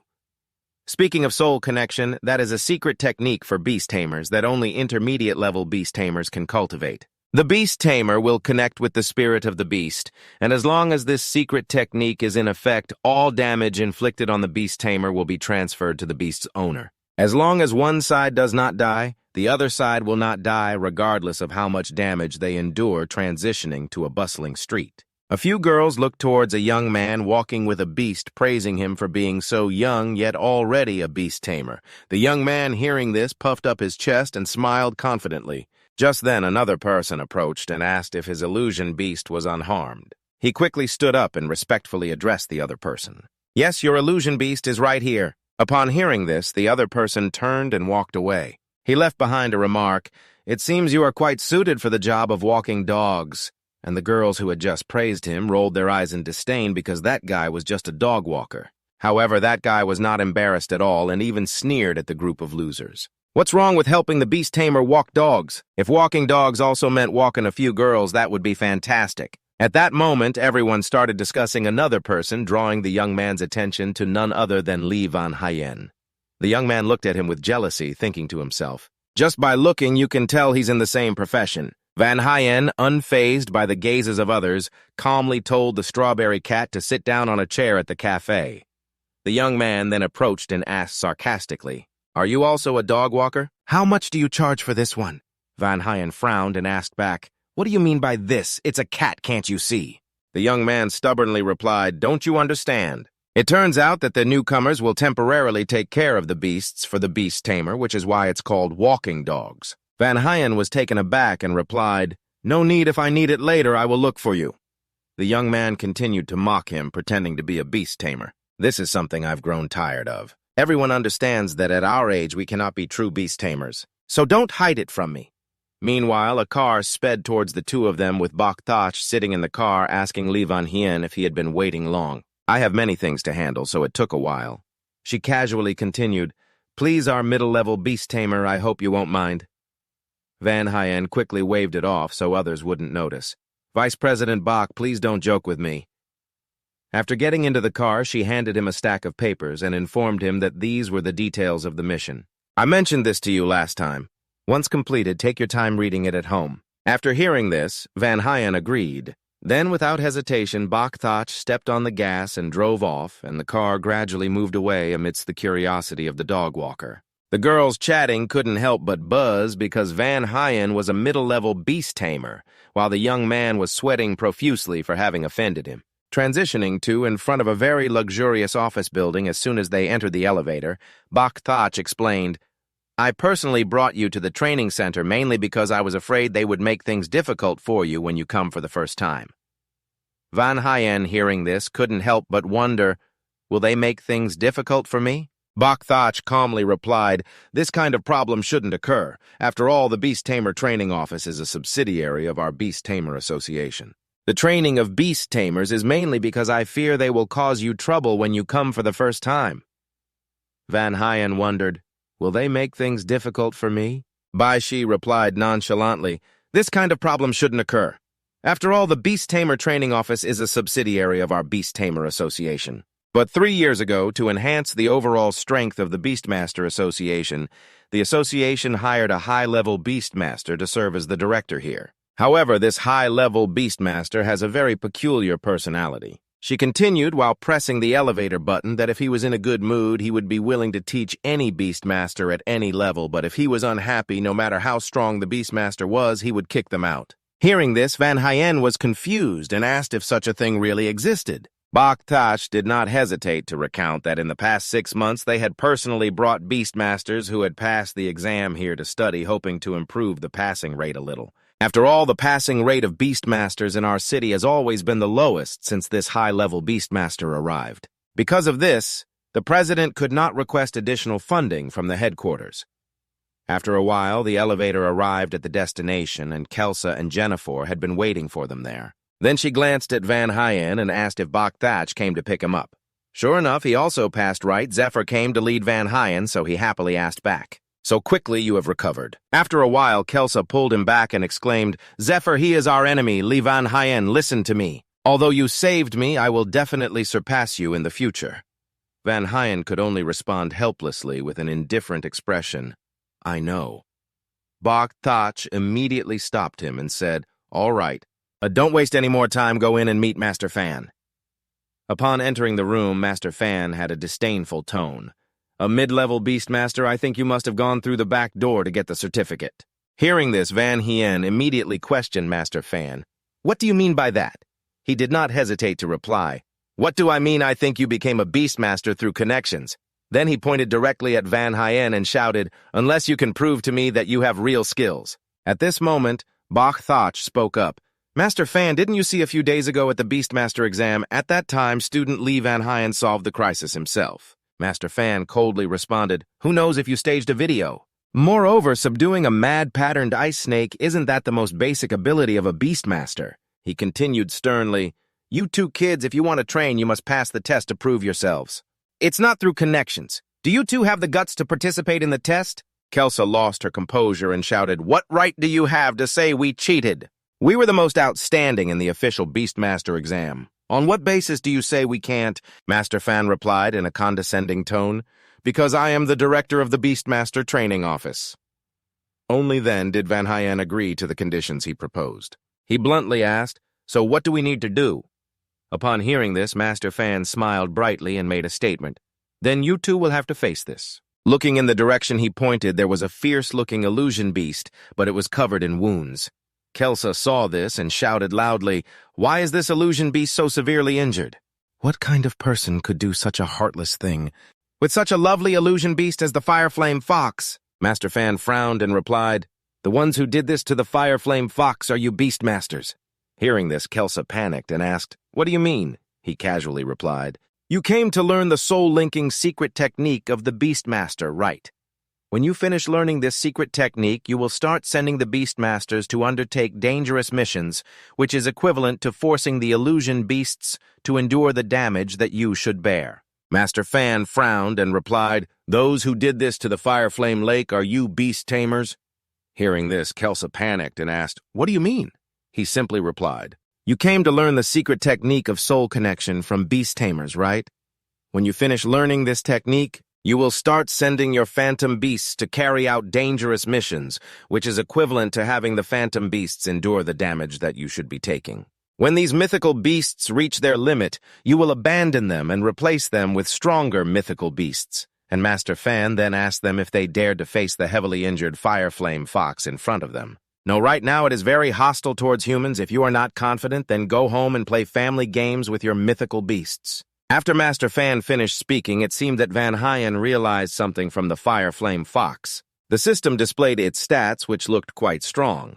After seeing the stats, Van Hien couldn't help but wonder about the line about poison, which he could understand. But what does mutating mean? After thinking, he turned to ask Master Fan if he just fed the Fireflame Fox something. Hearing that, he couldn't help but wonder why the boy knew. He angrily shouted, "Don't talk too much, just tell me quickly. If not, the Fireflame Fox will be in danger of losing its life." After he spoke, Master Fan stammered in response, "Just now I fed it a fire dragon fruit to supplement its nutrition. How could it be life-threatening?" With the answer, Van Hien pondered. The fire dragon fruit is indeed commonly used to raise fire-type mythical beasts. But why did this Fireflame Fox show a rejection reaction? So he asked Master Fan about the wound of this Fireflame beast. Is it due to ice-type damage? He was very surprised that the boy knew this and said, "But I waited for its ice-type wound to heal before feeding it." After hearing that, Van Hien fell into deep thought. It was no longer related to the ice type, but the rejection reaction appeared, so the main issue was its poisoned state. After thinking, he asserted that it must have been hit by both ice-type and poison-type attacks simultaneously due to the interaction of these two attributes. Therefore, the poison in its body is still spreading along with the ice attribute. Master Fan, upon hearing this, looked extremely panicked because he had never seen this situation before. Van Hien interjected, "But for now, that is the most reasonable conclusion." After realizing everything, Van Hien asked if the system had a way to save it. The system then provided a list of necessary materials to save it. Van Hien spoke up and told Master Fan that if he wanted to save this Fireflame Fox, he should prepare those materials. Hearing that, he hurriedly asked, "Do you really have a way to treat this mythical beast?" Van Hien looked at the Fireflame Fox, his voice serious. "No matter what, I will definitely save you." After that, he went into the kitchen and chopped up some kind of medicine. Master Fan and Kyo-sa watched from a distance, constantly buzzing as he treated the beast as if he were cooking. After a while, he completed it and brought out a plate of medicine. It looked quite horrifying. The two of them were extremely confused and worried when they saw the plate of medicine he brought out. Van Hien ignored them and directly brought it to the Fireflame Fox. Seeing it hesitate, he reassured it. "After all, you are already like this. You might as well trust me this time. Isn't that right?" An hour later, the Fireflame Fox was continuously vomiting. Seeing this, Master Fan angrily shouted, "This kid has been vomiting for an hour? I see it is in even more danger." Van Hien confidently replied, "I have checked carefully. There is no problem." Master Fan was extremely anxious and was about to shout something when suddenly a burst of flames erupted behind him. Sensing it, he quickly turned around to see what was happening. At this moment, the Fireflame Fox had recovered and even evolved.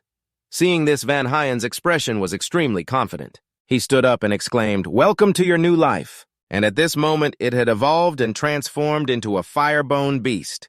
Seeing this, Master Fan's expression could not be more astonished, while Van Hien gently approached and congratulated it. Having recovered his health, he suddenly turned to Master Fan and asked if he had successfully saved the Fireflame beast. "So can this be considered passing the test?" After hearing this, Master Fan felt extremely confused, yet he still paid attention to the matter of the test. Treating illnesses while causing the evolution of high-level beasts like this is extremely hard to come by, he thought to himself, feeling embarrassed, and said that if he had passed the test, "Then of course I will impart the secret technique to you, but I must remind you of one thing. If you dare to take advantage of being able to heal beasts to intentionally harm them, then I will definitely not spare you." "After you confirm that you understand," Master Fan said. "Then I won't delay any longer. Let's go. I will teach you the secret technique." Van Hien, who was following along, suddenly stopped, realizing that the firebone beast was following him as if it had something to say. Van Hien was unable to withstand the firebone beast licking his cheek and burst out laughing. Seeing Van Hien being able to tame it, Kyo-sa was astonished. Master Fan also widened his eyes in disbelief when he saw the firebone beast actively approaching the human. On the other side, Li Van Hien stood up straight and looked at it, saying, "Now you're fine. Then we will meet again in the future, okay?" Hearing this, the firebone beast drooped its head and made a few whimpering sounds as if it were acting spoiled. Suddenly, he received a painful punch straight down from Master Fan, who angrily scolded Van Hien, who was holding his head. "This stupid name. The firebone beast wants to follow you. Don't you realize that—" He rubbed its head and explained that his family could not afford to raise it right now, and moreover, he hadn't received the consent of the beast tamer before. Master Fan immediately darkened and waved it away. "That beast has caused the firebone beast to suffer such a serious injury. He had expelled him from the Beast Tamer Association, so Van Hyen didn't need to worry anymore. Saying this, Master Fan turned to contemplate the strawberry cat and suggested that he give it leftover food, to be able to feed both the firebone beast and the strawberry cat. Upon hearing this, the strawberry cat immediately fluffed up its fur and howled loudly in protest. Li Van Hien felt awkward mentioning that he also had a very cold dog at home. Master Fan remained steadfast, not allowing him to disappoint the firebone beast, and suggested that Van Hien help him treat the injured beasts every week and receive payment. As soon as he finished speaking, his eyes lit up with excitement. That night, in a high-rise apartment with only a few rooms still lit, Bai Shi sat on the sofa, angrily shouting into the phone at Minister Liu.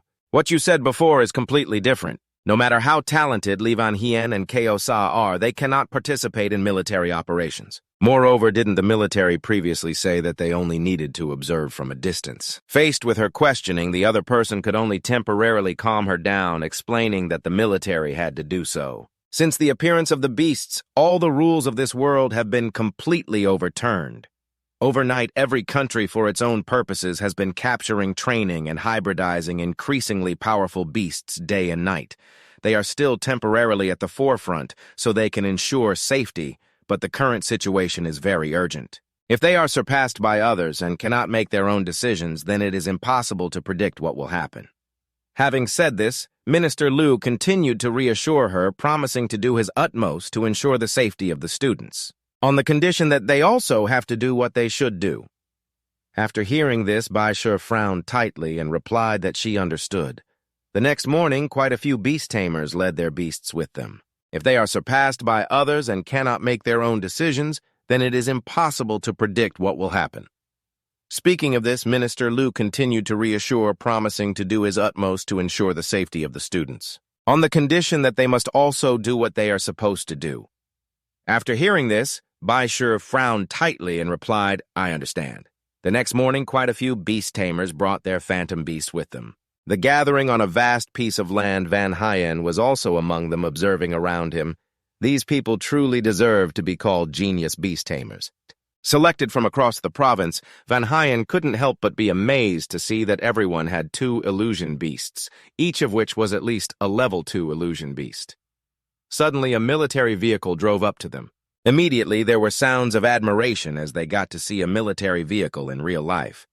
The door opened and a pair of legs in military boots stepped out, revealing a man wearing sunglasses. His serious face became even colder, yet the beast tamers remained very confident, believing there was nothing surprising.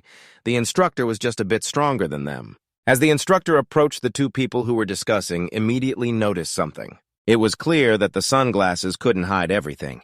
A glint of killing intent flashed in his eyes, causing the 2 beast tamers to tremble involuntarily, not understanding why their bodies were unable to control themselves. They were shaking uncontrollably while Van Hyen remained coldly silent, staring at the instructor. This kind of killing intent, he quickly deduced. He was trying to test the people here. The instructor observed the reactions of those around him with interest and smirked. It seemed that this year's group wasn't entirely useless after all. Thinking this, he loudly addressed them. "First of all, to be able to get here, I must commend your courage," the instructor announced their mission upon arrival. It was to assist the military in exterminating an extremely powerful illusion beast, and its strength must be at least level 3 or higher. As he said this, he lowered his voice to prevent them from seeing the illusion beast. "If you mess up, you'll be in big trouble," he said. "I will conduct training for you in a short time." The 2 beast tamers who had just been trembling immediately reacted, feeling that they were being looked down upon excessively. The instructor was not surprised by this attitude. "If you 2 are so confident, then let's start with you." With that, the 2 immediately threw out their illusion beast orbs, determined to showcase their strength. 2 illusion beasts, the venomous fang and the fire-horned beast, appeared at their command. Fierce and valiant, the instructor merely coldly roared 3 words, "Golden Mao Beast." And almost immediately the military vehicle was shattered by something bright from within. The Golden Mao beast burst out, thrashing its tail and growling, ready for battle. In the blink of an eye, it had knocked the fire-horned beast aside, then leaped in front of the venomous fang. Its thunderous roar left the 2 proud beast tamers petrified. They couldn't believe their eyes. The fire-horned beast had been defeated in an instant, and the other beast tamers watching were also in shock. Van Hyen felt tense and frowned. Indeed, the instructor's illusion beast was a level 3 golden Mao beast. The instructor raised his voice. This monster is merely the weakest danger you will face in the future. Therefore, you should not think that you will easily pass the military's test. He then issued a warning to those who lacked the courage to die on the battlefield. Leave here immediately. The military does not need cowards. After hearing this, a few people immediately became flustered and wanted to withdraw right away. When some left, others followed suit. Only Van Hyen remained standing there. Nevertheless, he still had a hint of worry on his face. He recalled what Bai Thach had once advised. This mission was very dangerous, but the military had technology that could help his sister stand up again. Do you want to test your strength? Van Hyen, determined to pass the military's test, suddenly realized he had a sticky situation, so he asked her if there was any problem with staying behind. What does the question mean, huh? Are you doubting my abilities? Van Hyen awkwardly explained that wasn't the point. Your mythical beast was injured not long ago. If you participate in such intense training, will it create hostility towards you? Kelsa calmly replied, Xenophon listens to me the most. She even teased that no one is worse than you when it comes to hostility. After a moment of noise, the instructor also spoke up to praise those who remained and explained the training plan for the next few days. He added that all of you are elite members, so I probably don't need to teach everyone about commanding mythical beasts anymore. Starting today, I will teach you how to better coordinate with others to achieve mission objectives. The instructor observed and stated that there are 12 of us here. So you will be divided into teams of 3, totaling 4 groups. If you can't choose your teams, I will arrange them now. Start the team formation time for those around Van Hyen. Quickly, teams were formed while he stood there thinking that he didn't seem to know anyone here. At that moment, 2 young men approached to invite Kelsa to form a team. But she coldly turned away and sarcastically replied, Sorry, I'm not interested in trash. The young man, angry, sent a lightning mouse to attack her, but a cold blue light shot back. Immediately, the lightning mouse was frozen and unable to move. Seeing this, the guy could only sit there helplessly calling for the lightning mouse to get up. Kelsa triumphantly walked over to Van Hyen and spoke up. Thinking about how he had helped her, she said, If you bow your head and ask me, I will join your team. Van Hyen, still stunned, had another person come over to greet him. She introduced herself as Park Ji-hyo and wanted to join his team. Seeing such a beautiful girl, Van Hyen blushed and stammered, asking her why she wanted to join his team. She seriously answered, Because earlier when the instructor released the Golden Lion to fight, even though you were very close, you weren't scared at all and remained strangely calm. Hearing that, Van Hyen chuckled, saying, My mythical beast is just this strawberry cat. Don't you notice? He awkwardly added, I'm afraid you'll laugh at me. My cat isn't very obedient, Ji-hyun replied. It's okay. Mythical beasts can become stronger through evolution, but humans cannot. You're right.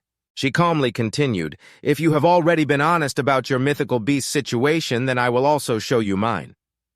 After that, she summoned it at Ji-hyun's command. Upon seeing its stats, Van Hyen was stunned.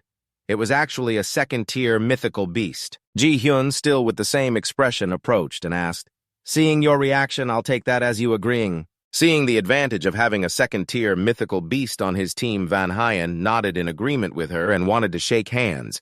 But when Ji-hyun extended her hand, Kelsa swatted it away. She pointed directly at Van Hyen and shouted, Clearly I was the one talking to you. Are you ignoring me? Van Hyen could only stammer that it wasn't like that, but Kelsa continued to yell, You can't team up with this unknown person. Van Hyen tried to defend himself. What do you mean, unknown? Aren't they all members of the Beast Association from elsewhere? Kelsa was still dissatisfied and shouted, I said no means no. At that moment, the instructor came over and said, If the 3 of you have such a good relationship, are people from the Beast Tamer Association coming from elsewhere? Kelsa was still dissatisfied and shouted, I said no means no. At this moment, the instructor came over and said, If the 3 of you have such a good relationship, why not form a group together? Kelsa, hearing this, felt uncomfortable and questioned the teacher, What makes you think we have a good relationship? The instructor simply replied, Isn't it true? Isn't your phantom beast very close to him? Looking back, Jenna Ford was at Van Hyen's side acting coy, which made Kelsa furious and shout loudly, Haven't I already said so? You shouldn't get too close to the enemy. The teacher thought to himself that these children were caught up in this mission. It really is too dangerous, so while the kids haven't entered the battlefield yet, they should enjoy a peaceful life. The scene shifts to another place where the IV drip continues to drip down as Liu Ting gradually regains consciousness. He is injured in one arm and around the neck. As soon as he woke up, Bai Shi was there to ask him questions. When his name was called, Liu Ting wanted to respond immediately but couldn't. He was bewildered, thinking to himself, "What is happening? Why can't I speak?" Bai Shi approached and informed him that his throat had been cut and his vocal cords were damaged so he could hardly make any sound anymore. "Here are my questions. You just need to nod or shake your head,"